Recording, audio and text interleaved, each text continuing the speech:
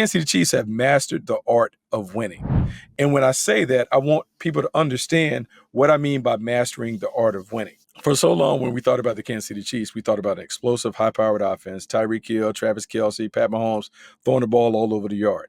The last couple years, we've seen them do it in a different way where they've been a little more pedestrian. They've been more Patrick Mahomes-centric. He has to do everything to a cast of unheralded playmakers that may or may not be able to make plays consistently, but as long as number 15 is there, they've been able to get it done. This year, it's been completely different than what we've ever seen from the Kansas City Chiefs.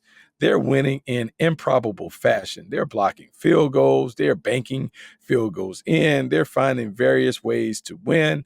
And it has resulted in a 15-game win streak in one-score games over the past 2 seasons. What is going on with the Eagles? I'll say this. I don't think there's anything majorly wrong with their passing game because this team is winning. They're winning because they play a style that is really hard to defend.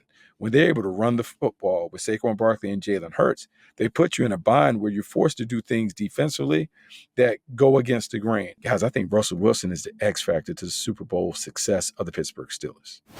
Russell Wilson has been even better than anyone could imagine when he made the move to go to the Pittsburgh Steelers. Coming off of 2 years in Denver, where, look, the worm completely turned on Russell Wilson. He went from being the guy that was celebrated, hailed as the perennial all-star, hailed as the perennial Pro Bowler, the Super Bowl champion, the guy who was a bad pass away from being a back-to-back Super Bowl champion, to being cast off as someone who couldn't play. Why not allow J.J. McCarthy to take his time, develop at a slower pace, continue to rock on with Sam Darnold?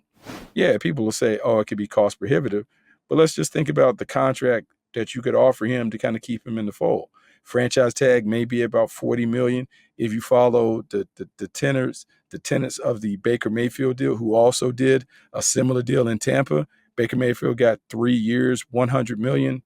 Okay, let's sweeten the pot. Let's make it 3 years, $110 million. Maybe guarantee 40 to 60 million of that for Sam Darnold. Now you have a good quarterback in place for maybe 2 years while you're waiting for J.J. McCarthy to develop. To me, it's sensible. I know we want to see what he looks like in the postseason, but based on what the Minnesota Vikings have done now, racing out to an 11-2 start, to me, it's a no-brainer. Bring Sam Darnold back to Minnesota.